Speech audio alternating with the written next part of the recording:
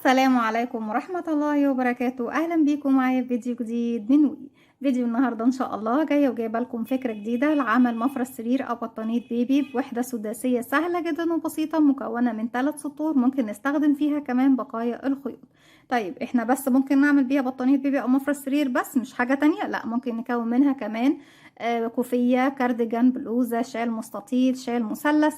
ممكن تكوني منها كمان طاقية، ممكن تكوني منها شنطة، أي حاجة ممكن نكونها من وحدتنا النهاردة. الوحدة سهلة وبسيطة وكمان مميزة في نفس الوقت.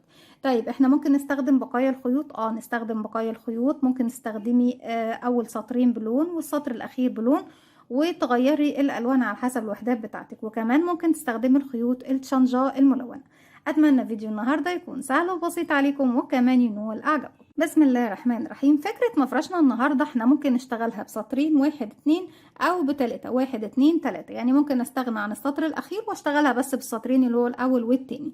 وزي ما قلنا مع بعض ممكن تستخدمي بقايا الخيوط وتكوني مفرش متكامل ببقايا الخيوط بألوان كتيرة متاحة عندك، وممكن تستخدمي خيوط الشنجاء الملونة. هشرح معاكم كمان طريقة التشبيك. في البداية بسم الله الرحمن الرحيم ببتدي أكون دائرة سحرية. بنستخدم طبعا الخيوط الموجودة عندنا. أنا عندي ده خيط متوسط السمك مع إبرة رقم 3.5 ملم. كده واضح؟ تمام. بسم الله الرحمن الرحيم ببتدي اسيب مسافة من الخيط واكون دائرة سحرية. بلف الخيط وارجع للخلف واجي تاني للامام، مش بجيب الخيط جنب بعضه، لا عكس بعض بشكل حرف الاكس، وارجع تاني للخلف. هلف ايدي الناحية التانية تكون عندي هنا حلقتي. بنزل تحت الحلقة الاولى وبسحب من تحتها الحلقة التانية والف ايدي واحدة واحدة اخرج الخيط من على ايدي. تتأكدي ان طرفين الخيط داخل الدائرة السحرية. طرف خيط البداية حافظي عليه عشان نقفل بيه الدائرة في النهاية، اما طرف الخيط المتصل بالشلة او البقرة ارفعه على ايدي عشان اشتغل. لو اشتغلت دلوقتي داخل الدائرة هتفتح معاكي وتفك تاني. طيب لازم نقفلها. بنقفلها ان بلف الخيط واخرج من الحلقة اللي عندي على الابرة بغرزة سلسلة. خيط البداية شديه ضيقي مركز الدائرة شوية علشان تقدري تشتغلي من غير ما تكون واسعة معاكي وتضايقك في الشغل. هنبتدي نشتغل 6 غرزة عمود بلفة ما بين كل غرزة وغرزة باخد سلسلتين مسافة. بما اني اول عمود عندي بيكون عبارة عن سلاسل، فانا ارتفاعي لغرزة العمود بتكون 3 سلسلة وباخد بعد منه سلسلتين، يعني هشتغل 5 سلسلة. السلسلة اللي انا قفلت بيها الدائرة السحرية بعتبرها معايا من العدد. اذا انا محتاجة اشتغل 5 سلسلة، هعتبر دي واحدة منهم. كده 2 3 4 5 سلسلة، يعني عملت عليها 4 غرزة سلسلة واعتبرتها هي الأولى من ال5 بتوعي. هبتدي اشتغل بقى العمود رقم 2. بيكون عندك على الإبرة حلقة، بلف لفة واحدة بقى 2، بدخل فراغي داخل الدائرة، أسحب الخيط وأخرج معايا كده 3 حلقات. هسحب الخيط واخرج من حلقتين، اتبقوا 2، هسحب الخيط واخرج من حلقتين. بعد كل عمود وعمود باخد سلسلتين، 1 2، كمان عمود رقم 3 وسلسلتين، 1 2، عمود رقم 4 وسلسلتين، 5 2 سلسلة و6 2 سلسلة.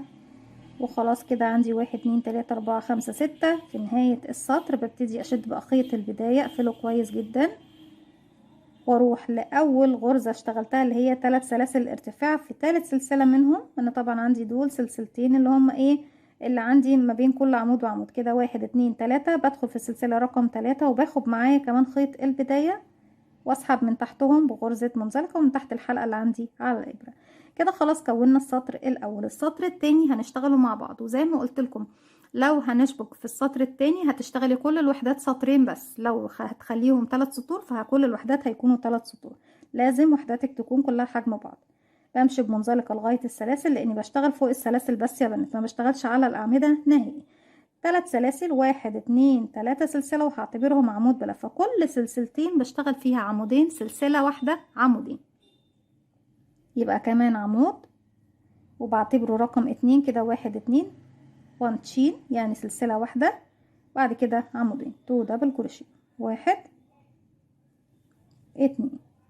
تكرر للسلسلتين اللي بعديهم، ودي بتعتبر عندي زاوية. عمودين سلسلة عمودين، هروح ليه بسيب العمود وبروح اشتغل فوق السلسلتين عمودين سلسلة عمودين، 1 2 وواحدة سلسلة بس، وبعد كده 2 عمود، 1 2 تمام يا بنات. نروح للفراغ اللي بعده، عمودين سلسلة عمودين، 1 2 سلسلة، كمان عمودين في نفس الفراغ، 1 2، وبكمل بقى على كل فراغ يقابلني عمودين سلسلة عمودين لغاية ما اوصل لنهاية السطر. رجعت لكم تاني وكده اكتمل معايا السطر رقم 2. طيب لو انا يا رندا هشتغل بسطرين بس الوحدة كلها او المفرش كله، هشبك فين وازاي؟ هنشبك يا بنات مكان الزوايا بس، يعني انا كل وحدة بتتشبك في الوحدة اللي بعدها في الزاويتين بس، ما بشبكش خالص فوق الاعمدة. يعني انا هشبك الوحدة دي في وحدة من هنا وواحدة من هنا وواحدة من هنا، واحدة من هنا وواحدة من هنا وواحدة من هنا، بتتشبك في 6 وحدات حواليها. وهوريكم طريقة التشبيك دلوقتي. هنبتدي دلوقتي بعد 1 2 تالت سلسلة ارتفاع بدخل فيها، ومعايا خيط البداية اهو لسه فاضل فيه حتة زنطوطة بقفل بغرزة منزلقة زي ما احنا شايفين كده. خلاص خلص معايا السطر رقم 2. طيب انا لو بشغل بقى سطرين وهشبك في الوحدة التانية بتكون سطرين برضه. ببتدي اشتغل العمودين، وبعد كده انا بدل ما باخد سلسلة، لا مش هاخد سلسلة، هروح اشبك في الجهة التانية وارجع اشتغل العمودين الباقيين ليا. يعني بشتغل عمودين بس في السلسلتين اللي تحت، وبدل ما هاخد السلسلة لا هروح اشبك في الوحدة اللي قصادي بغرزة حشو، وهنشوف طريقة التشبيك دلوقتي. وارجع اشتغل العمودين، وارجع في الفراغ اللي بعده عمودين، اشبك في الناحية التانية واشتغل عمودين، ارجع اشتغل عمودين واشبك في الوحدة اللي هي الوحدة بقى اللي هي، بصوا انا باخد كل زاويتين لوحدة. هنا دلوقتي هنبتدي الوحدة اللي هتكون على الجهة التانية، بشبك في الزاوية دي، بشبك مرة في الوحدة دي وبشبك مرة في الوحدة دي، وارجع اشتغل العمودين. تمام. وارجع اشتغل عمودين واشبك في الزاوية دي الناحية التانية، وارجع اشتغل العمودين بتوعي.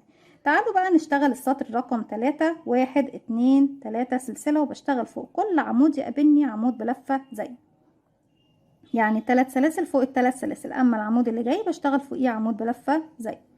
ارجع داخل السلسلة دي، ببتدي اشتغل 1 2 وسلسلة، وكمان 1 2. طيب هيقابلني الاربع اعمدة اللي كانوا عندي تحت. الاربع اعمدة دول جم منين؟ جم من اخدت عمودين من هنا وعمودين من هنا، هبتدي اشتغل عليهم 4 عمود زيهم. 1 2 3 4.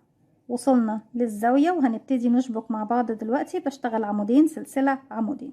دلوقتي انا هشبك، لو بشتغل الوحدة الاولى بشتغل عمودين سلسلة عمودين، يبقى كده 1 عمود 2 عمود.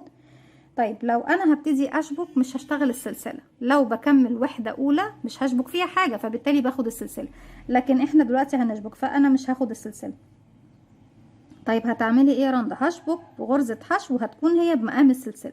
خيطك في الاول كده لفوق، وبعد كده بتجيبي الوحدة التانية اللي انت هتشبكي فيها، ده وش الوحدة اهو، بجيب ظهر الوحدة، وخيطك لازم يكون فوق الاتنين.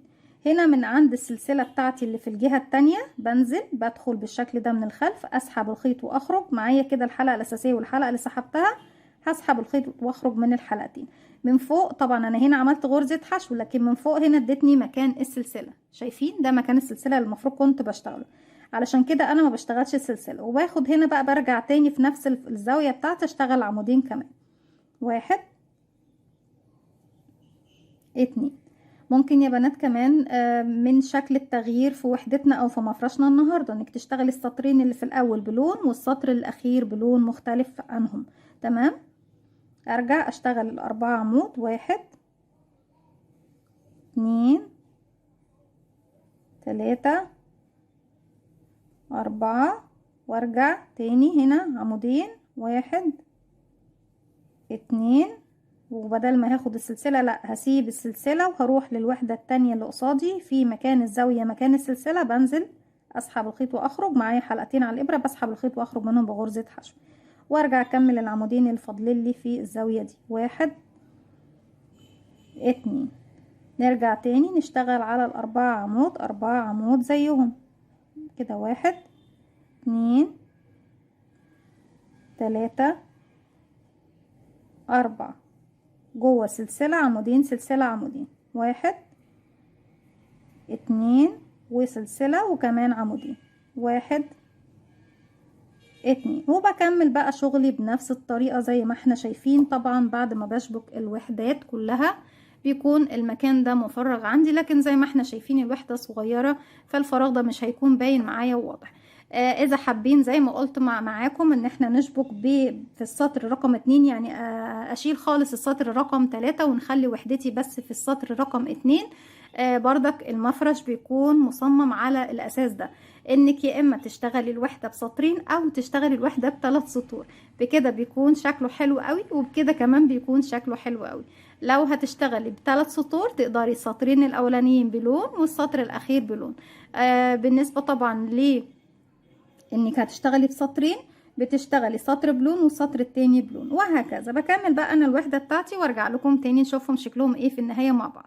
رجعت لكم تاني، وطبعا ده شكل الوحدات بتاعتنا، وزي ما احنا شفنا مع بعض بردك شكل الوحدة لو بنشتغل على سطرين. وعاوزه اقول لكم ان هي بتكون حلوة قوي قوي قوي، وكمان بتدينا فرصة اكبر من الوحدة دي في استخدام بقايا الخيوط، لانك طبعا بتشتغلي بكمية خيط قليلة جدا، وبتكون سهلة عليكي انك ما بتعمليش الوحدة في وقت اطول. بكده بكون وصلت معاكم لنهاية فيديو النهاردة او فكرتي النهاردة. اتمنى تكون سهلة وبسيطة عليكم وكمان تنول اعجابكم.